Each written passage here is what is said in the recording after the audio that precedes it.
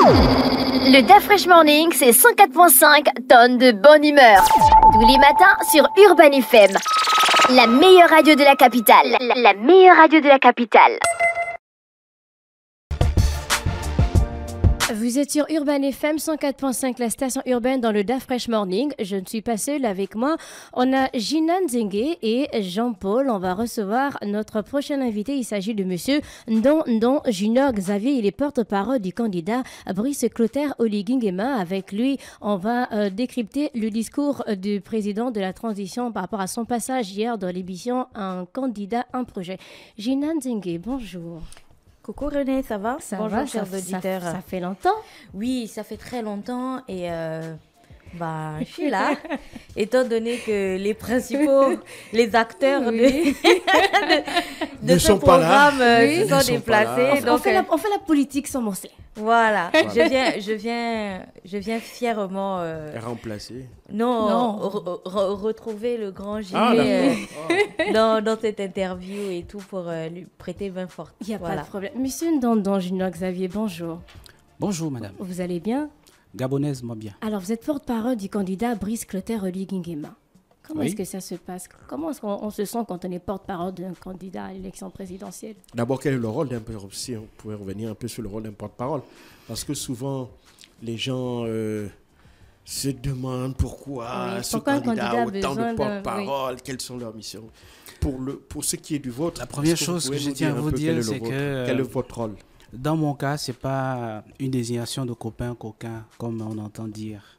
J'ai été désigné comme porte-parole parce que le candidat Oligui-Nguema a une vision sur la culture, la tradition, les arts, la nécessité pour les Gabonais de repartir à notre source, à ce que nous sommes. Et donc, comme c'est un homme qui a un certain leadership affirmé et éclairé, il s'est identifié qui fait quoi et qui est capable de contribuer à développer notre pays.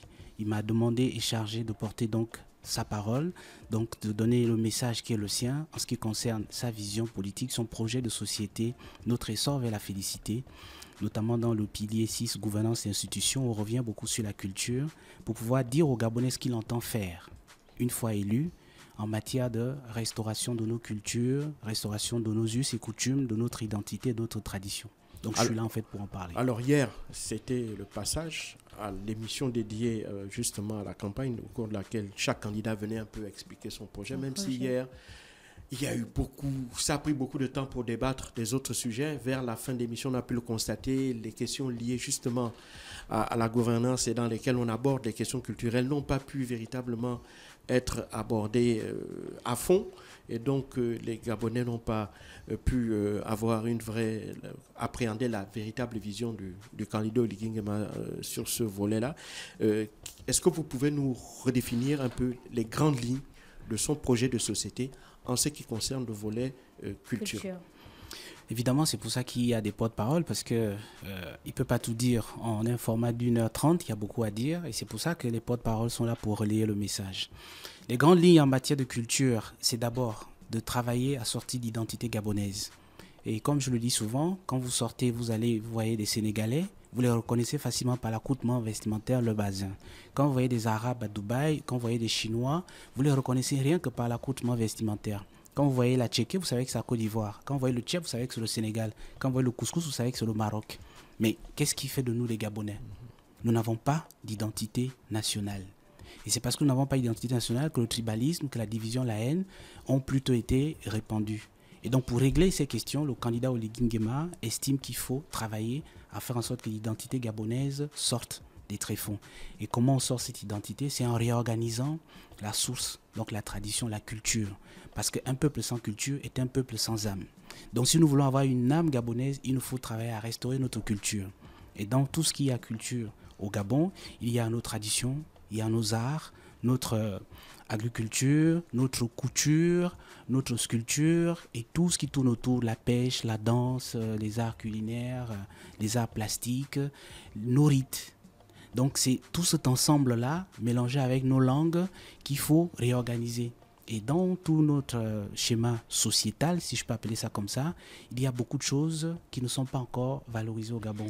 Nos lignages, nos coutumes, nos clans, etc., etc. C'est tout ça qu'il faut réorganiser.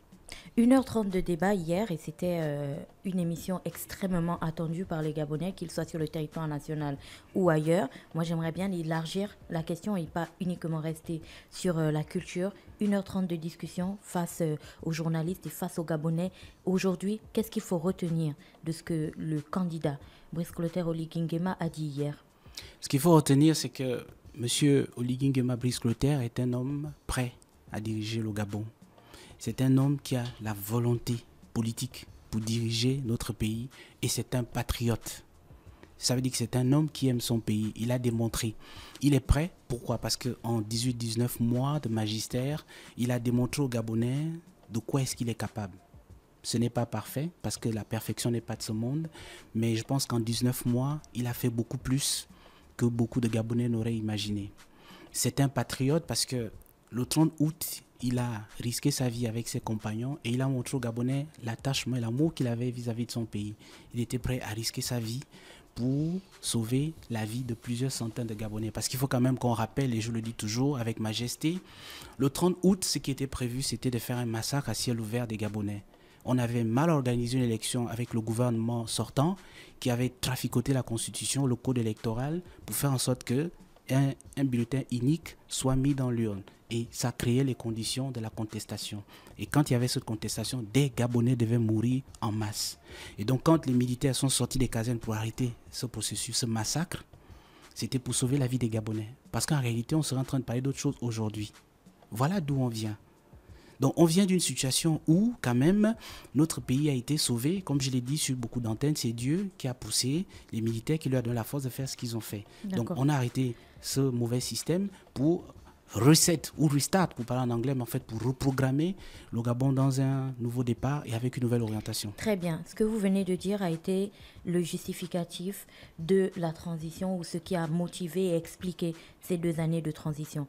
Aujourd'hui, face aux journalistes, face aux Gabonais, votre candidat sollicite une élection pour être au pouvoir durant 7 ans et basé donc sur son projet de société.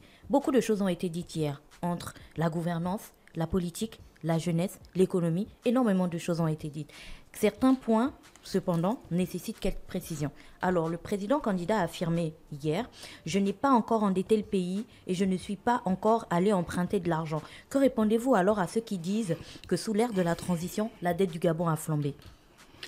2 choses. La première, c'est de répondre à ceux qui le disent que décidément, il y a beaucoup de Gabonais qui ont raté l'occasion de se taire. Vous me donnez là l'occasion de préciser un certain nombre de choses.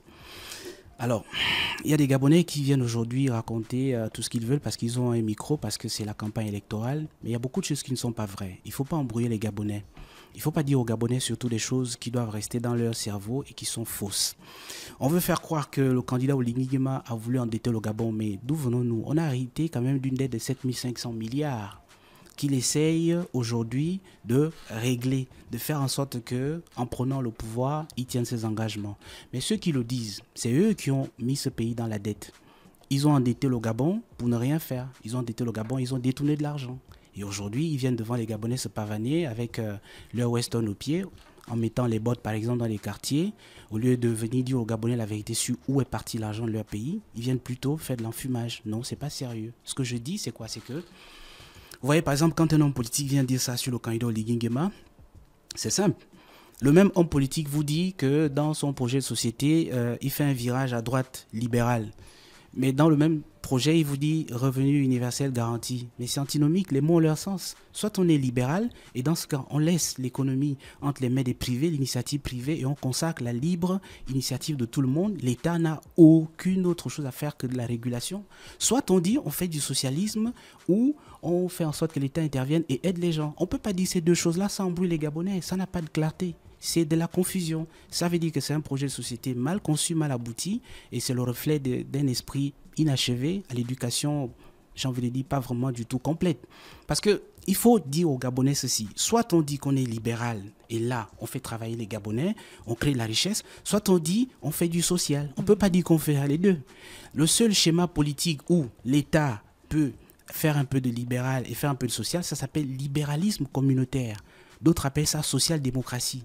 Si c'était ça que ce monsieur avait proposé, Billy Bézé, pour ne pas le citer, ça aurait du sens. Mais à partir du moment où vous venez dire je fais un virage à droite libérale, vous n'avez aucune leçon à donner à monsieur Oligui Nguema qui assume sa politique sociale vis-à-vis des Gabonais. Alors, en parlant de corruption, le candidat Oligui Nguema a dit, je cite, « La corruption a baissé depuis l'ère du CTRI. » Comment c'est possible? Car selon l'indice de perception de la corruption en 2024, le Gabon est 135e sur 180 pays, donc qui demeure parmi les pays les plus fortement corrompus dans le monde. Vous savez, la corruption, c'est un état d'esprit. Il y a le corrompu, il y a le corrupteur. Le CTRI a hérité d'une situation de fait. Le CTRI a pris le pouvoir et il a trouvé une situation de corruption généralisée. Le gouvernement de M. Billy Bézé et les autres avant lui dans lequel il était, c'était un gouvernement de corrompus. C'est connu, c'est évident. Aucun d'eux ne peut justifier sa fortune. Aucun d'eux ne peut justifier les innombrables choses qu'ils font. Donc, nous avons hérité d'une situation de corruption généralisée. D'ailleurs, il y a eu plusieurs opérations dans ce pays, opération Mamba, opération Scorpion, etc. etc. C'est parce qu'il y avait beaucoup de problèmes. Donc, le CTRI essaye en 18-19 mois de régler la question de la corruption. Mais il y a beaucoup de choses qui rentrent en ligne. Il faut revoir le code de procédure pénale. Il faut revoir un certain nombre de notions. Il faut revoir beaucoup de choses dans notre pays pour pouvoir faire en sorte qu'on arrête la corruption. Mais il y a deux choses qu'il faut retenir. Il y a un corrupteur et un corrompu. Et la corruption est une question d'état d'esprit. L'état d'esprit avant le 30 août, c'était un état d'esprit où un gouvernement dit responsable avait pris le contrôle de notre pays. Ces gens-là n'étaient pas responsables du tout. J'ai donné un exemple en disant, vous voyez, quand ce monsieur était au gouvernement, il y a eu Esther Miracle. Des Gabonais sont morts. Personne n'a jamais expliqué aux Gabonais pourquoi il y a eu le naufrage d'Esther Miracle. Il y a eu des morts et il n'y a pas eu d'enquête. Personne ne nous a jamais dit ouvertement, voici les causes qui ont conduit à la mort des Gabonais. Et voici les responsables. On a fait quelque chose à la sauvette pour essayer de sauver la face, après on a bâclé. Donc on ne peut pas avoir fait ça dans un pays et venir donner des leçons aux gens. Non, ce gouvernement était corrompu. Ce que le CTRI a fait, c'est d'arrêter la corruption et reprogrammer le pays. Ça prend du temps. Ce n'est pas du jour au lendemain. Moi, je voudrais qu'on revienne, si vous permettez, sur l'aspect culturel, le patrimoine. Le Gabon est composé d'une toute une mosaïque d'ethnies avec des langues, avec un patrimoine culturel qui est différent. Comment faire justement, comment faire pour identifier les éléments qui puissent lier toute cette mosaïque culturelle afin d'en sortir une identité qui pourra nous permettre de nous démarquer en tant que Gabonais, comme vous avez pris pour exemple pour le Maroc, le Sénégal ou d'autres pays. C'est simple. Tout est une question de volonté politique. On domine un peuple par sa culture. Et quand un dirigeant a une vision pour la culture de son pays, ce dirigeant est condamné à réussir. Mais quand un dirigeant n'a pas de vision pour la culture de son pays, il est condamné à l'échec. Voyez-vous, c'est des choses qui sont pourtant devant nous, mais nous ne faisons pas assez attention. Nous avons un grand pays, le Gabon. Il aurait suffi qu'en 1960, quelqu'un prenne un décret pour dire la langue nationale du Gabon, c'est le mienné. D'accord? D'ailleurs, c'est la langue la plus facile à apprendre au Gabon. C'est notre créole parce qu'elle est un peu répandue dans beaucoup d'autres langues. Il aurait suffi que quelqu'un prenne cette décision qu'aujourd'hui, vous et moi, on parlerait tous mienné. Vous et moi, Gabonais, pour nous, Téké, Fan, nous ne sommes pas capables de nous exprimer ou d'échanger devant des Marocains, des Béninois, des Sénégalais. On est obligé de parler en français. Mais c'est quand même choquant. C'est-à-dire qu'un Téké ne peut pas parler à son frère Kouélé, ne peut pas parler à son frère Kota, à son frère Pounou, il ne peut le faire qu'en français. C'est choquant. Ce qui a conduit à ça, c'est parce qu'en privilégiant une seule langue sur 52 ou 42 ethnies qu'il y a dans ce pays, ça ferait en sorte que les autres disparaissent. Vous voyez, dans un souci de conservation. Un homme a pris cette décision en 1960 au Sénégal, Léopold Sédar Senghor. Il a décidé que le Wolof serait la langue nationale avec 4 autres langues. Les Sénégalais ne se plaignent pas du fait que tout le monde parle Wolof à grande majorité. Et pourtant, ils ont d'autres langues. Ils ont d'autres langues dans leur pays. Il y a d'autres peuples au Sénégal. Mais tout le monde est uni autour du Wolof. On aurait décidé d'unir les Gabonais autour du Mienné. Ça ne poserait aucun problème. Ça me permettrait toujours de parler Monfan, mais de parler aussi le Mienné. Et ça permettrait à vous, Nzebi, de parler Nzebi et de parler aussi autre chose. Il n'y a pas eu de volonté politique d'unir les Gabonais. C'est ce que je m'évertue à expliquer. Donc, le candidat Oligui Nguema s'attaque à des problèmes qui ont 70 ans. Il s'attaque à des problèmes vieux, anciens. Il n'y a pas eu de volonté d'unir les Gabonais parce que personne n'avait envie de voir les enfants du Gabon réunis. On avait juste envie d'utiliser la culture pour faire du folklore, mais personne n'a réellement eu envie d'unir les Gabonais. Parce que si vous aviez uni les Gabonais autour d'un idéal, il n'y aurait pas eu de tribalisme, il n'y aurait pas eu de division, il n'y aurait pas eu de régionalisme. Et donc, il n'y aurait personne qui aurait profité de moi d'abord, mon clan d'abord, mon ethnie d'abord, non. Et c'est aujourd'hui ce que le candidat Oligui Nguema entend faire. Quand il dit, pour être candidat à la présidentielle, il faut parler sa langue, par exemple, c'était un signal fort pour nous pousser à parler nos langues. Parce qu'aujourd'hui, regardez la plupart de nos enfants. Vous leur parlez dans votre langue, ils vous répondent en français.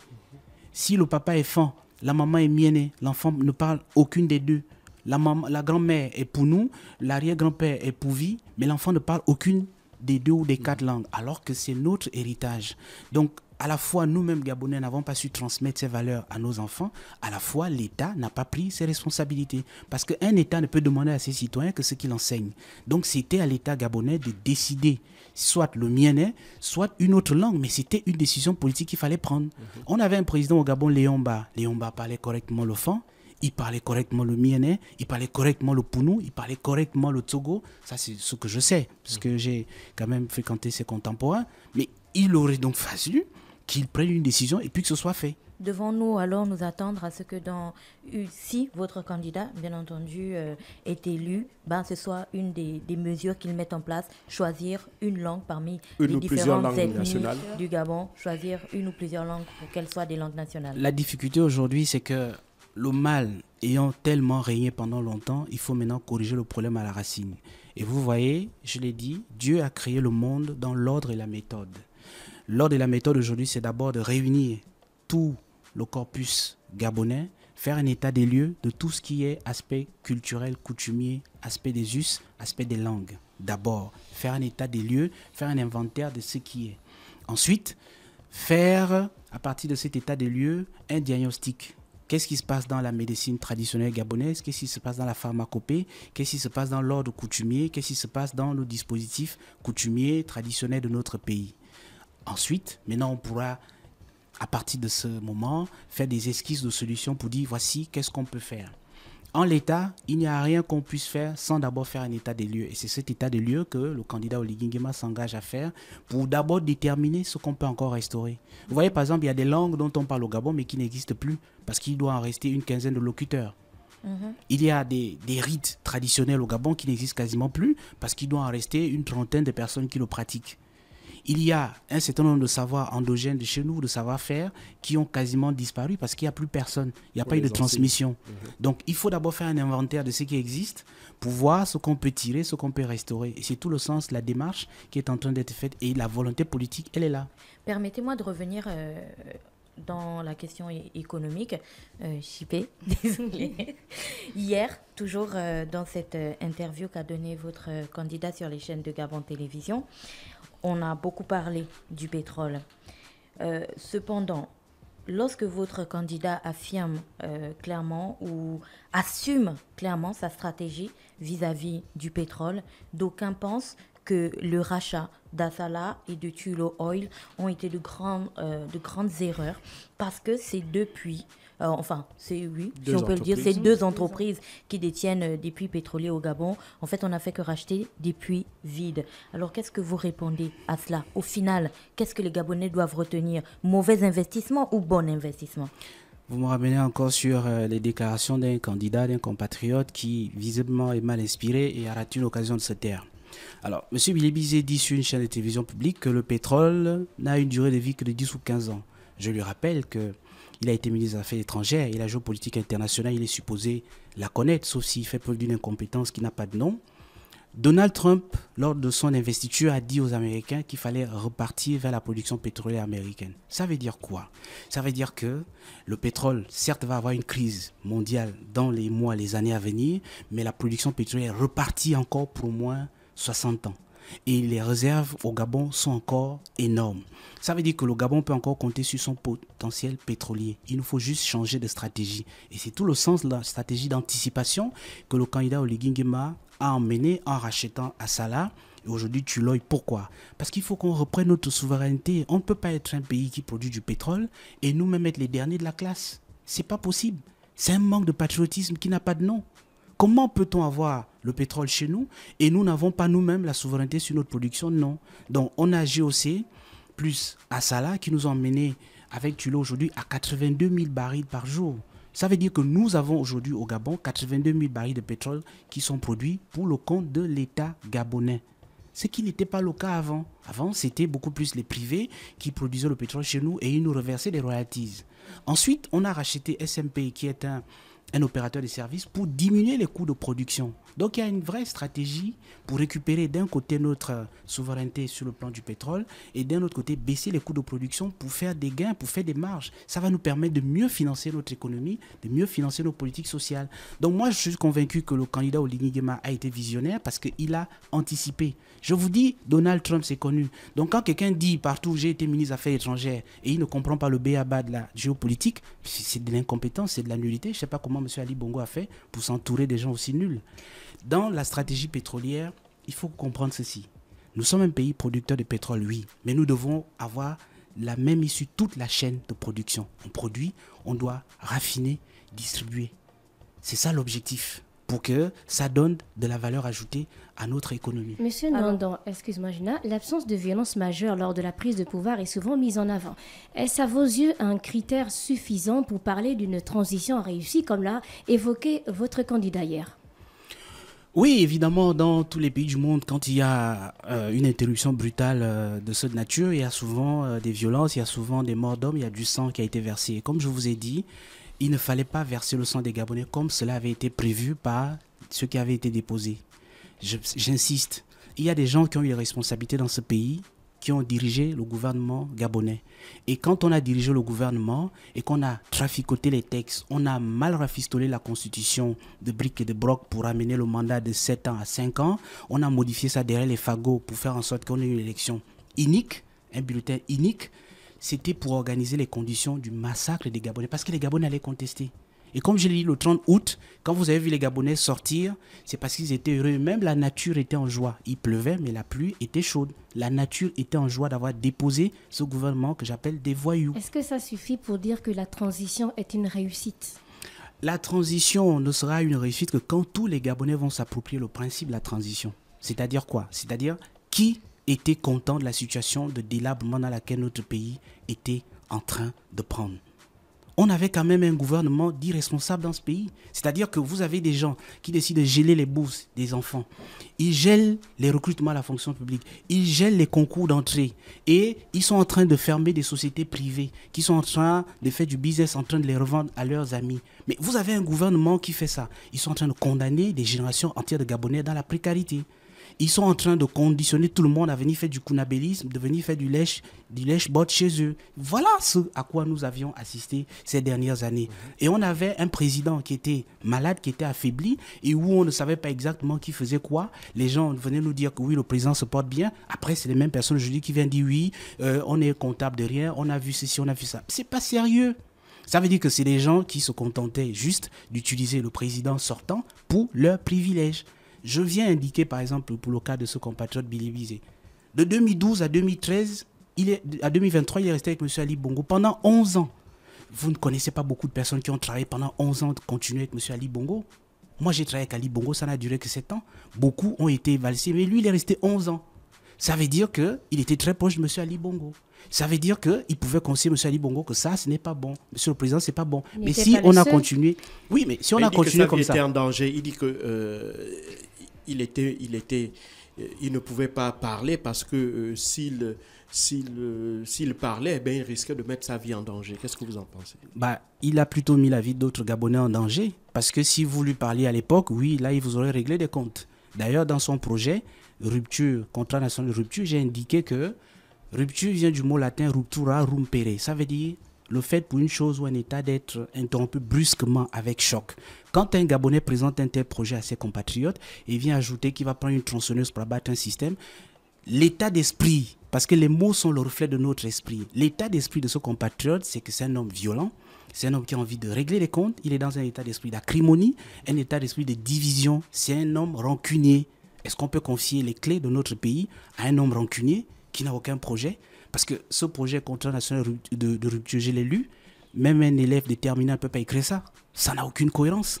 on dit une chose et son contraire dans un projet, où on est libéral, où on est social-démocrate, où on est libéral communautaire. On ne peut pas dire ça. On va revenir sur le projet de société. Je vous donne un dernier exemple en une seconde. Vous voyez, je l'ai dit quelque part. Quand vous dites dans un projet de société que vous voulez dissoudre le Conseil économique et social, je l'ai dit, et j'interpelle les Gabonais. Ce monsieur se présente devant vous, il dit qu'il est chrétien. Ok. Proverbe 22. Ne déplace point la borne qu'ont fixé tes pères. C'est écrit dans la Bible. Le Conseil économique et social a été créé à partir de la loi Gaston Defferre de 1956. Il a été signé en juin 1959 par le Premier ministre Léon Gabriel Mbaminko. Et en 1960, en novembre, le président Paul Njenje Ngonjou est le premier à avoir occupé ce poste. Qui est M. Bilé Bizé pour venir dire qu'il va venir dissoudre une institution qui a plus de 70 ans d'âge, la plus vieille de notre pays? Mais au nom de quoi se croit-il investi du pouvoir de déplacer les bornes qu'ont fixé ses pères, les pères de notre pays? Gina? Le Sénat, je suis par là, le Sénat a été voté dans la loi de 1991. Il va dire dans une interview, oui, ça a été fait par Omar Bongo et Georges Raouri, mais il est le premier à encenser Omar Bongo, dont il a été le ministre. Donc aujourd'hui, il est prêt à venir déplacer la borne fixée par Omar Bongo et Georges Raouri. Vous voyez que ça manque de cohérence, c'est de la malhonnêteté intellectuelle. Et j'ai envie de conclure sur ça en lui disant, Jésus avait dit dans Luc 13, allez dire à ce renard de Makoukou, Ligingema et lui ne boxent pas dans la même catégorie. On va se concentrer sur le programme de pour évoluer sur l'économie, permettez-moi encore de revenir là-dessus avant de passer bien entendu à l'entrepreneuriat et à la jeunesse. Vous l'avez dit, cette stratégie clairement assumée autour d'Assala et de Tullow Oil portera ses fruits. Cependant, une question me vient à l'esprit. Comment alors peut-on garantir les promesses de transformation économique? Comment on peut garantir que les promesses de transformation économique de notre pays, dont votre candidat a parlé hier en parlant de diversification, ne reproduisent pas les mêmes erreurs de dépendance au secteur attractif, étant donné que dans le projet de société, vous dénoncez clairement cette dépendance au secteur attractif. Mais de l'autre côté, on assume clairement aussi le rachat de ces entreprises pétrolières. Alors comment est-ce qu'on fait pour garantir que la diversification de l'économie aura bien lieu? Dans un premier temps, ce qu'on fait, c'est d'abord de reprendre notre souveraineté en matière de production de ce qui fait de nous un pays producteur de pétrole. On reprend notre souveraineté dans les mines, dans les hydrocarbures, le pétrole. Ensuite, dans un second temps, on met en place une stratégie qui va permettre de diversifier l'économie et d'accélérer la croissance. De quelle manière? On a 2 fonds qui ont été créés dans la Banque de commerce et d'entrepreneuriat des Gabonais. Aidez-nous à vous aider, de 20 milliards par exemple.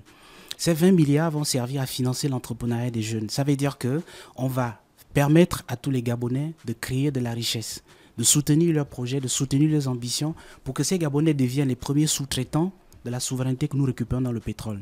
Parce que quand vous ne gérez pas votre production pétrolière, les sociétés pétrolières étrangères peuvent faire du business avec qui elles veulent. Elles ne sont pas obligées de sous-traiter avec des Gabonais. Alors que quand vous avez récupéré votre souveraineté, il y a une forme de patriotisme économique. Assala, GOC, Tullow, SMP ne vont plus continuer à sous-traiter avec des sociétés étrangères, mais beaucoup plus favoriser ce qu'on appelle le local content, donc la production des services avec les Gabonais. Et dans un autre côté, vous avez un fonds qui va aider à l'entrepreneuriat, donc supporter les Gabonais qui ont des projets, des sociétés, pour pouvoir avoir des fonds et faire de la sous-traitance. Ça, c'est par exemple dans le secteur du pétrole, ça va se faire dans le secteur des mines, ça va se faire dans le secteur de l'agriculture. Donc, il y a une vraie stratégie dans le projet Notre essor vers la félicité, d'un côté de récupérer notre souveraineté, ensuite de pousser les Gabonais à investir, à entreprendre pour diversifier notre économie. On diversifie l'économie dans un premier temps en produisant, dans un deuxième temps en subventionnant les artisans, les entrepreneurs locaux pour qu'ils soient maîtres de toute la chaîne des valeurs. Parce que je vous ai dit que le pétrole, d'abord il y a la production, ensuite il y a la transformation et ensuite la distribution. Donc il faut que dans toute la chaîne de valeur minière, pétrolière, forestière, il faut qu'il y ait des Gabonais. Or, qu'est-ce qui manque aux Gabonais pour qu'on s'enrichisse? C'est un fonds qui devait normalement financer les entrepreneurs. Ça avait été le cas sous l'Ancien Régime, mais il faisait beaucoup plus de paroles, pas de pratiques. Ben, comment alors on va éviter que le fonds qui aujourd'hui est disponible pour financer les entrepreneurs, notamment à travers la BCEG, ne connaissent pas les mêmes déboires que les autres fonds qui ont existé dans ce pays? Comment est-ce qu'on garantit l'équité dans l'octroi des financements? Oui. Comment aussi, quelles sont les barrières et les garde-fous que l'on met en place pour éviter que l'argent qui est donné, au final, ne soit pas dilapidé de manière totalement impunie, comme ça a toujours été le cas dans ce pays? Notre candidat a donné une indication hier en s'inspirant d'un homme, un intellectuel, Einstein, qui a dit « Quand un homme refait exactement la même chose tout le temps et tous les jours, il s'étonne du résultat final qui est l'échec. Cet homme n'a rien compris. C'est la plus grosse arnaque. » C'est-à-dire, vous ne pouvez pas appliquer les mêmes méthodes tout le temps et penser avoir un résultat différent. Donc, notre candidat a décidé de changer les méthodes, de changer les usages, de changer les visages afin d'arriver à d'autres résultats. Comme je vous ai dit, Dieu a créé le monde dans l'ordre et la méthode. Notre candidat Oligui Nguema a décidé de changer de méthode. La méthode, c'est quoi? C'est que pourquoi au Gabon, ça n'a pas marché? Pourquoi il y a tout ce que Gina vous dit? Parce qu'en vérité, on n'avait pas un leadership affirmé et assumé. C'est quoi le leader? C'est quoi la particularité du candidat Oligui Nguema? C'est que M. Oligui Nguema ne cherche pas à savoir de quelle ethnie vous êtes, de quel parti politique vous venez, de quelle famille vous êtes, non. Il cherche à savoir qu'est-ce que vous avez à apporter au Gabon. C'est pour ça qu'il a tout le monde autour de lui. On peut lui faire le reproche de travailler avec les PDGistes ou les anciens opposants, etc., etc. Mais c'est ça le leadership. C'est que lui, il dit, moi, Oligui Nguema, je veux transformer mon pays. Et j'ai besoin de tous les Gabonais compétents pour m'aider à le faire. Donc, quel que soit votre passé, quelle que soit votre appartenance politique, quelle que soit votre ethnie, quelle que soit votre origine, il n'a pas de préjugés, il n'a pas d'a priori, il n'a pas à vous regarder en disant « on a dit ceci de Gina ou de JP ». Non, il se dit « qu'est-ce que JP peut apporter à notre pays ?» C'est ça qu'on appelle leadership et c'est ça qu'on appelle pragmatisme. C'est-à-dire, quel est l'intérêt du Gabon aujourd'hui? L'intérêt du Gabon, c'est de récupérer sa souveraineté en matière pétrolière. Donc, quand un homme politique vient dire que le pétrole n'a plus d'avenir et qu'à ça, c'est un mauvais investissement, c'est un peu voyou, c'est malhonnête intellectuellement. Parce qu'on ne peut pas dire aimer son pays et combattre un président qui fait ça. On peut le combattre sur d'autres choses, pas sur quelque chose qui concerne la souveraineté. Ça veut dire que M. Bilibizé, ce n'est pas un patriote. Il aime tout, sa personne, mais pas le Gabon. Et il veut diriger ce pays, non. Donc nous, on change la méthode. Il y a d'autres candidats, vous savez. Oui, mais c'est parce qu'en fait, vous voyez, c'est un candidat qui est volubile parce qu'il a dit beaucoup de choses qui me choquent. Je vais revenir sur quelque chose pour finir. Vous voyez, un homme politique sur une chaîne de télévision publique qui parle du président de son pays en disant que M. Oligui Nguema va lire les notes qui lui sont fournies par les chancelleries étrangères. M. Oligui Nguema a reçu l'ambassadeur de France quand il a pris le pouvoir le 30 août à 14h. Mais ce monsieur a quand même été ministre des Affaires étrangères. Donc ça veut dire le b.a.-ba des usages diplomatiques, il ne le connaît pas. Mais qu'est-ce qu'il fait aux affaires étrangères? Un ambassadeur est d'abord là pour représenter les intérêts de son pays.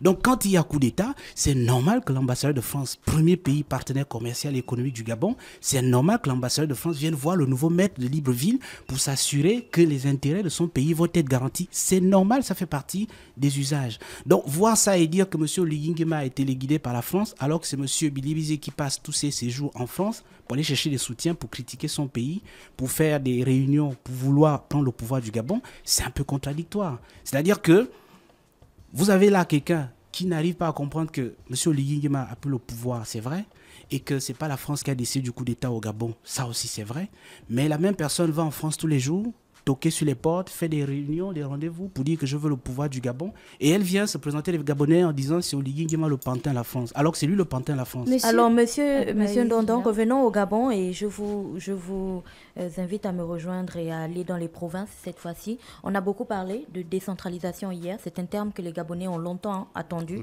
D'aussi loin que je m'en souvienne, je l'ai entendu personnellement. Et s'il y a une chose que les personnes en province se disent à chaque fois qu'il y a ces grandes messes politiques, ces élections et autres, elles ont l'impression qu'en fait tout ce qui est décidé pour la capitale et pas véritablement pour elles. Elles ont du mal à percevoir tous les changements dont nous sommes en train de parler. Alors aujourd'hui, comment est-ce qu'on peut garantir que les enveloppes provinciales annoncées par votre candidat soient utilisées de manière transparente, efficace et réellement participative? Et pour mieux affiner cette question, comment aujourd'hui, avec votre candidat et la vision qu'il a, comment aujourd'hui vous allez travailler à impliquer davantage les citoyens de ces promesses dans la conception, le suivi, l'évaluation surtout des projets qui sont mis en œuvre dans leur province. Parce qu'il ne s'agit pas uniquement de décider des choses pour aller les implémenter à Lebamba ou alors à Mbigou quand on n'y vit pas. Et on sait bien que les députés, ils représentent ces localités-là, mais ils passent la majeure partie de leur temps à Libreville. Donc, décentralisation, Monsieur Ndondon, comment allons-nous nous assurer que cette fois-ci, c'est la bonne? Je vous ai donné un mot. Ce qui caractérise l'institution militaire, la formation de base du candidat Oligui Nguema, c'est ordre et méthode. Ce qui fait les militaires, c'est le pragmatisme. C'est-à-dire que le projet de décentralisation vise à donner de l'autonomie à nos collectivités locales. C'est-à-dire, en français facile, dans le projet de société du candidat Oligui Nguema, où on parle de décentralisation, c'est faire en sorte qu'une localité, par exemple, comme le Haut-Ogooué, qui a pour compagnie Comilog, c'est faire en sorte que la RSE, donc responsabilité sociale des entreprises de Comilog, puisse participer en premier à développer l'économie locale du Haut-Ogooué, en partant de Mwanda et de toute la région. C'est de faire en sorte que la RSE de Perenco, par exemple, puisse participer à développer la région, par exemple, l'Ogooué maritime ou de l'Angounié. Pourquoi? Parce que quand vous avez une collectivité locale et qui n'arrive pas à avoir des budgets conséquents parce qu'elle attend tout l'État central, ça met le développement en retard. Et donc, dans la loi de programmation de décentralisation, il y a des minima qui ont été fixés, par exemple de 500 millions par commune. Maintenant, en fonction de la démographie de la commune, ça peut monter. Donc, la loi sur la décentralisation va rentrer en vigueur une fois qu'il prête serment, s'il est élu, et je le souhaite pour tous les Gabonais, pour le bien-être des Gabonais, que le 12 avril, il soit élu. Elle va rentrer en fonction, en vigueur plutôt, et dès qu'il aura prêté serment, maintenant, on va commencer à avoir un système d'autonomie qui va se mettre en place pour les collectivités locales. C'est-à-dire que les mairies, les conseils départementaux vont maintenant avoir de plus en plus accès aux ressources clés de leur localité pour pouvoir exécuter les projets communautaires dont ils sont les mandataires ou les détenteurs. C'est-à-dire que quand vous êtes élu maire de ma ville OIM que j'aime, chez moi, et que vous avez eu un projet, vous allez avoir la possibilité, à partir de la RSE des sociétés qui évoluent dans le périmètre OIMois, de pouvoir financer les projets de développement qui sont les vôtres. C'est tout le sens de la nouvelle constitution qui a été votée. C'est pour donner plus d'autonomie à nos collectivités locales, de ne plus tout attendre de l'État central à Libreville. Monsieur le porte-parole, un autre point qui est extrêmement important aujourd'hui pour les Gabonais, c'est celui de la sécurité. Aujourd'hui, quelle garantie existe-t-il pour que la modernisation des forces de défense et de sécurité, dont votre candidat parle, ne serve pas uniquement au pouvoir central, mais bien à la protection des citoyens? Vous savez que durant la période de transition, nous avons assisté à plusieurs problèmes de bavure qui impliquaient les forces de défense et de sécurité. Aujourd'hui, au moment où les Gabonais sont appelés au vote, le 12 avril, pour élire le président du Gabon, quelles sont les garanties que votre candidat leur donne concernant la sécurité? Il n'y a pas meilleure garantie que la parole du candidat lui-même. Et cette parole, il a sorti hier, il a dit impunité zéro. Tolérance zéro. Tout le monde devra rendre des comptes, même les militaires, même les forces de défense et de sécurité et même les hommes politiques. Tout le monde va devoir rendre des comptes de la gestion des fonds publics, des actes posés quand on est détenteur du pouvoir de l'État. Tout le monde va désormais devoir rendre des comptes. Je n'ai pas un mot au-dessus de la parole du candidat qu'il a sorti lui-même hier. Donc la garantie, c'est que lui, président de la République, s'il est élu le 12 avril, et je le souhaite, et je demande à tous les Gabonais d'aller voter massivement, de ne pas penser que c'est déjà acquis, mais d'aller voter massivement pour que toutes nos voix comptent. Dès qu'il sera élu, il va tenir parole, il va, comme il s'est engagé, faire en sorte que tout le monde rende des comptes, quel que soit votre statut, quelle que soit votre qualité. Vous êtes un homme politique, vous êtes un militaire, vous êtes un officier de police, quelle que soit votre qualité, vous allez devoir rendre des comptes de tous les actes que vous avez posés. Monsieur Ndon, votre candidat a parlé hier de la création d'une structure de contrôle des dépenses publiques qui semble être une bonne initiative pour beaucoup. Toutefois, dans un contexte où l'accès aux chiffres reste assez limité, notamment sur les salaires des hauts fonctionnaires, on peut citer d'autres exemples. Comment garantir la transparence et surtout la confiance des citoyens dans ce mécanisme? La confiance se garantit par deux choses. La volonté politique de celui qui est décideur, son engagement et sa détermination à conduire ces réformes. M. Oligui Nguema est un homme de parole qui dit un certain nombre de choses et il va faire ce qu'il dit. À titre personnel, je lui fais confiance. Il a démontré aux Gabonais qu'il a la volonté de changer ce pays. Je vous ai dit que ce qui nous a toujours manqué au Gabon, ce n'est pas les projets de société. On a eu des très bons projets, plan stratégique Gabon émergent, il était fabuleux. D'accord? Les actes pour le Gabon, rénovation, etc. etc. Gabon d'abord, depuis Léon Omar Bongo, on a eu des très bons projets. On a eu des intellectuels gabonais compétents, diplômés de l'ENA, de la Lune, de Mars, de Paris. On a eu des Gabonais docteurs, bac plus 75, brillantissimes.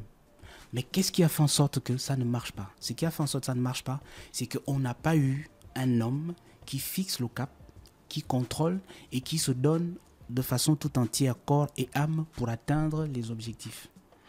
Le problème, quand on a le pouvoir suprême comme président, c'est que dès qu'on a des gens comme M. Bilibiz à votre côté qui vous soufflent des mauvais conseils, vous n'avez plus la possibilité de garder le cap.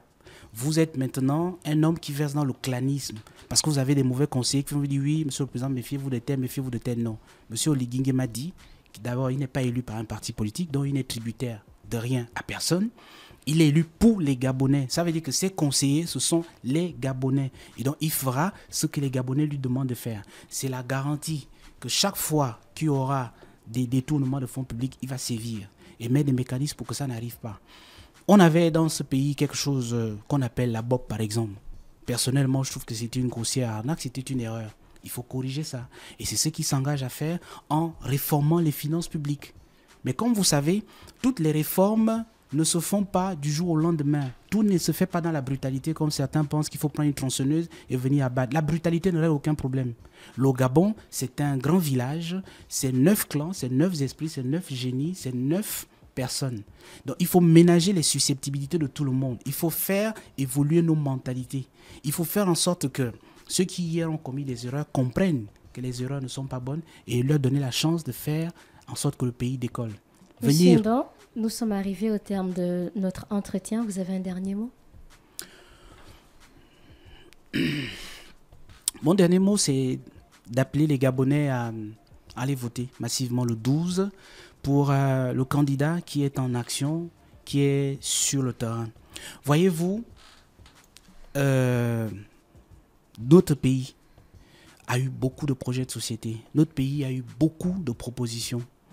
Mais ce qui fait la différence aujourd'hui, c'est que notre pays a à sa tête un homme, un candidat aujourd'hui, qui a démontré en 18-19 mois sa capacité à réformer, sa capacité à impulser le changement, sa capacité à changer, à bousculer les méthodes, à bousculer les mentalités avec manière, pas avec brutalité. Sa capacité à faire converger tous les Gabonais vers un seul objectif. Il y a trop longtemps dans notre pays, on n'a fait que de la politique politicienne. On a fait que la politique des clans, la politique des ethnies, la politique de moi et mes amis, copains, coquins, consanguins. Il était temps aujourd'hui qu'on ait un homme qui a un leadership, qui rassemble tout le monde dans une démarche d'inclusivité. Monsieur Oligui Nguema est un homme inclusif qui a besoin de tous les Gabonais, qui travaille avec tous les Gabonais selon les talents, les compétences de tout le monde pour un seul objectif. Il est temps que le Gabon change. Il est temps que le Gabon décolle. Il est temps que le Gabon puisse avoir les mêmes infrastructures que les autres pays. Il est temps que le Gabon puisse avoir le même niveau de développement que les autres pays. Nous ne pouvons pas avoir le potentiel pétrolier, minier, gazier, forestier et le potentiel humain que nous avons. Nous ne pouvons pas avoir un aussi grand pays avec une aussi petite population. Je l'ai dit, nous avons perdu le combat de la quantité au Gabon. Vous prenez les Pounou, les Kota, les Ndébi, les Fan, les Pové, les Akélé, nous tenons à peine dans 3 Iveco, comme on dit. Mais nous sommes condamnés à gagner le combat de la qualité.